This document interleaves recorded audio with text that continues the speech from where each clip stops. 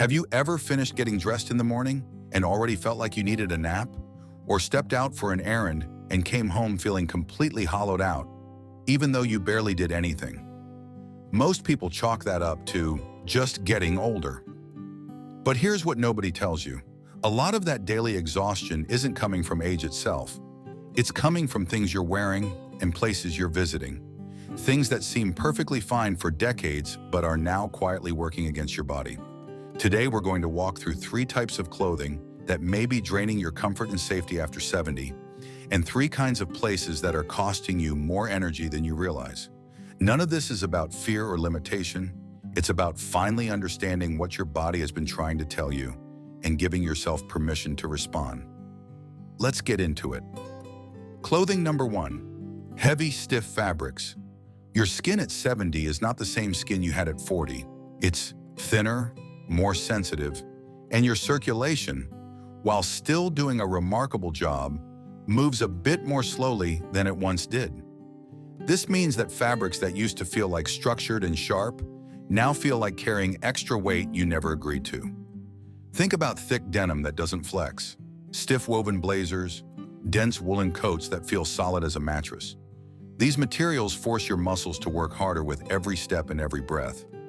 Your body's now spending energy managing your outfit instead of fueling your day.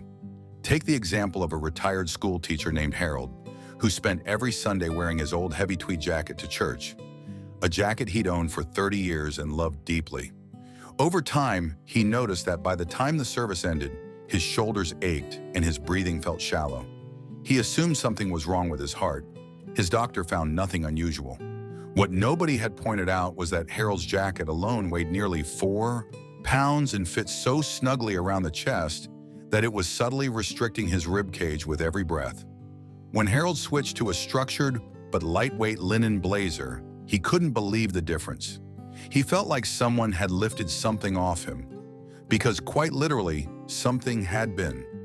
Lightweight cotton blends, soft knits, breathable linen, and flexible stretch fabrics are not a compromise on style.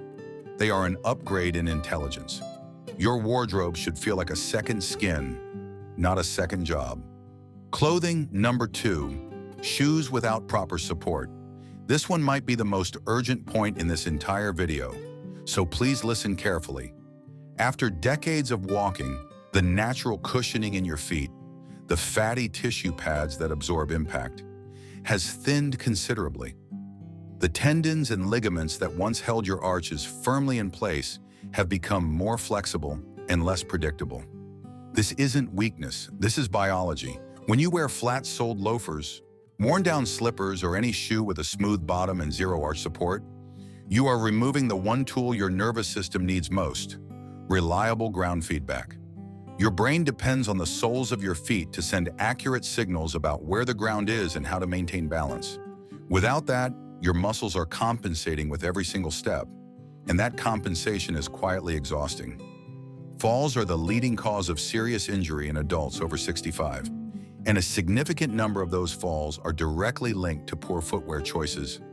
Think about a man named Vincent, a 73-year-old who wore the same pair of flat canvas shoes every day for years because they were comfortable. He started noticing he was grabbing onto countertops and walls as he walked through the house. He thought his balance was simply gone. A physical therapist eventually looked at his shoes and almost immediately said, "These are your problem." The soles were worn smooth, and the shoes offered no grip whatsoever on tile flooring. Once Vincent moved into walking shoes with deep rubber treading, cushioned insoles, and firm heel support, his need to grab onto things virtually disappeared within 2 weeks. Invest in shoes that grip the floor, support your arch, cushion your heel, and hold your foot firmly in place. You don't have to sacrifice appearance to do this. Modern supportive footwear looks excellent. What you are really investing in is your independence. If you're still watching and finding this helpful, go ahead and comment the number 2 below. It tells me you're here, and it genuinely helps this content reach more people. And if you haven't subscribed yet, please do, and turn on the bell so you never miss a video like this one. Clothing number 3, garments with difficult closures. Morning stiffness in the fingers and hands is one of the most commonly overlooked challenges of life after 70.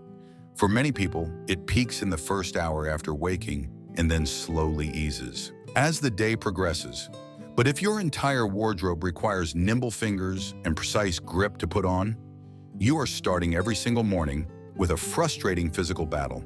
Tiny buttons on the back of a blouse, stiff metal clasps on dress pants, zippers that require two hands behind your back. These are not signs of elegance. They are obstacles that steal your energy, and for many people, quietly discourage them from going out at all. A woman named Patricia, who was 76, used to love getting dressed up to meet her daughter for lunch every week.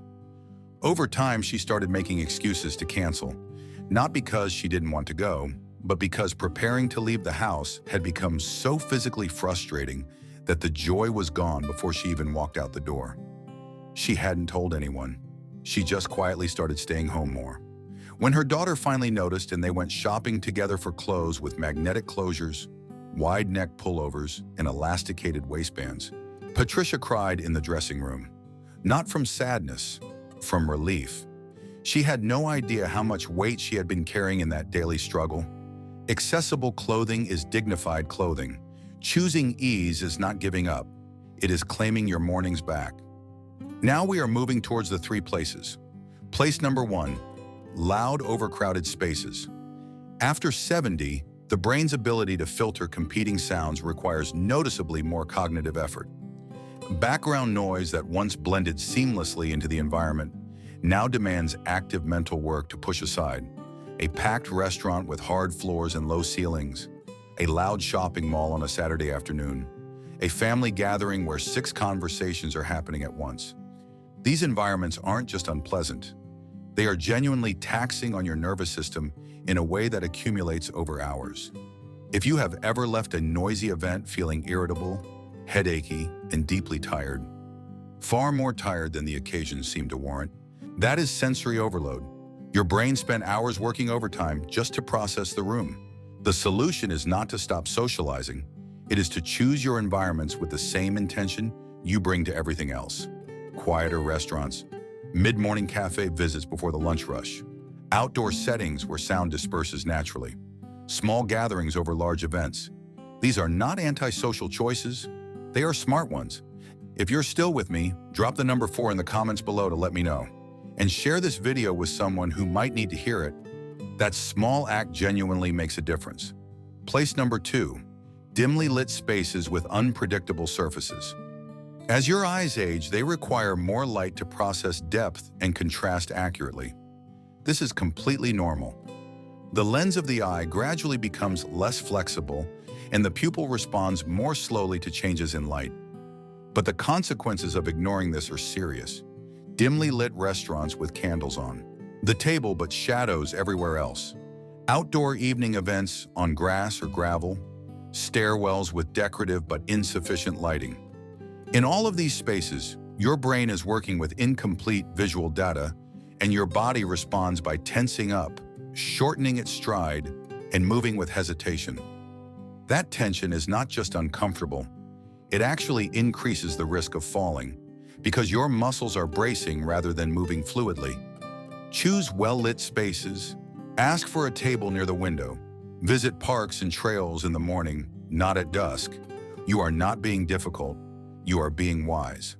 Place number 3, environments that drain you emotionally. This final point is perhaps the most important and the least talked about.